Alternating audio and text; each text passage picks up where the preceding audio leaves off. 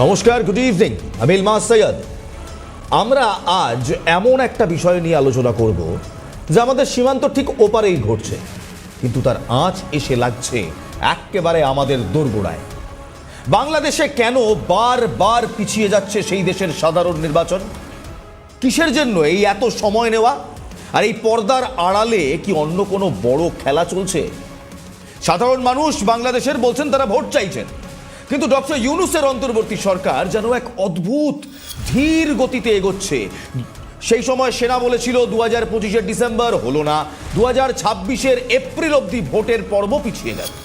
তাই আজকের বড় প্রশ্ন, এই হঠাৎ করে সময় চাওয়া, ধীর গতি, দেরির পেছনে কোনো বিদেশি শক্তির হাত কি আদৌ আছে? আমাদের কাছে যে গোয়েন্দা রিপোর্ট আছে তাতে কিছু ভয়ঙ্কর পরিণতির দিকে ইঙ্গিত দিচ্ছে। কিন্তু তার আগে বাংলাদেশ বলছে তাদের ছাত্রনেতা হাদি, ওসমান হাদি খুন হয়েছে।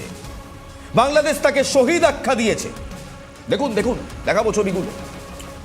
তাকে আবার রাষ্ট্রমর্যাদা দিয়েছে, তাকে শহীদ বলা হয়েছে। এই হাদিকে তাকে রাষ্ট্রমর্যাদা দেওয়া হয়েছে, তাকে শহীদ আখ্যা দেওয়া হয়েছে। খোদ মোহাম্মদ ইউনূস তার শেষকৃত্যে উপস্থিত জানাজার নামাজ পড়ছে। কিন্তু এই হাদি কি শুধুই ছাত্রনেতা? ঢাকার গুলিকাণ্ড থেকে সিঙ্গাপুরের বেডে মৃত্যু, বাংলাদেশকে জ্বালিয়ে দিয়ে শেষ হলো ওসমান হাদির কাহিনী। জুলাই অভ্যুত্থানের সেই ছাত্রনেতা একজন ভারত বিদ্বেষী উগ্রতার প্রতীক, যার মৃত্যু সংবাদে সেই দেশের সংবাদপত্রের দফতর পুড়েছে, উপদূতাবাসের দফতরে হামলা হয়েছে, রাজপথ গর্জে উঠেছে ভারত হাটাও স্লোগানে। কে এই হাদি? এই হাদি গ্রেটার বাংলাদেশের মানচিত্র হাতে ভারত বিদ্বেষের পোস্টার বয়। শেখ হাসিনা পতনের পর হঠাৎ ঊর্ধ্বগতি ইনকিলাব মঞ্চের মুখপাত্র এই হাদি রাতারাতি হয়ে ওঠেন বাংলাদেশের অ্যান্টি ইন্ডিয়া মুখ।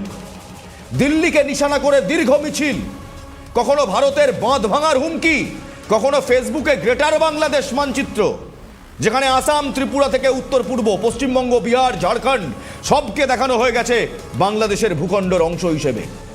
ভারতের দৃষ্টিতে, আমাদের দৃষ্টিতে, সরাসরি আমাদের মানচিত্রে আগুন লাগানো এই হাদি আর কিচ্ছু নয়, আর ড্যাম ব্লাডি টেররিস্ট। এ মশাই, পার্টির কিছু মানুষকে ব্যান করা যায়, একটা গোটা দলকে কোনো গণতন্ত্রে, কোনো সংসদীয় গণতন্ত্রে ভোট লড়া থেকে ব্যান করা যায় না, যদি না সেই দল টেররিস্ট দল হয়।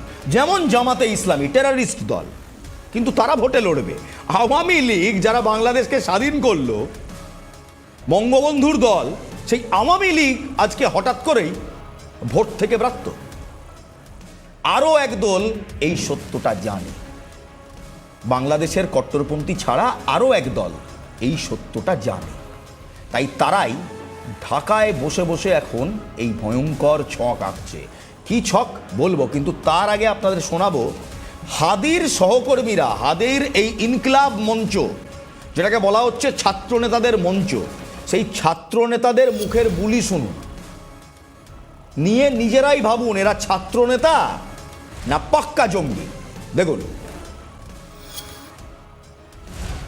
ভারত আমাদের দয়ায় বাঁচে, আমাদের দয়ায় খায়, সেই ভারতের বাংলাদেশের দিকে চোখ লাগানোর কোনো সুযোগ নাই, কোনো সাহস নাই।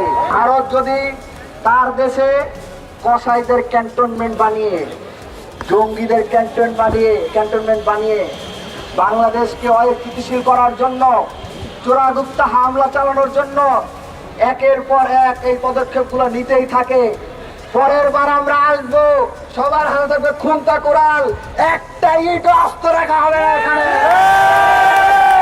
ভারতের প্রক্সি সেবাদাসী হাসিনাকে খেলে দিয়েছে।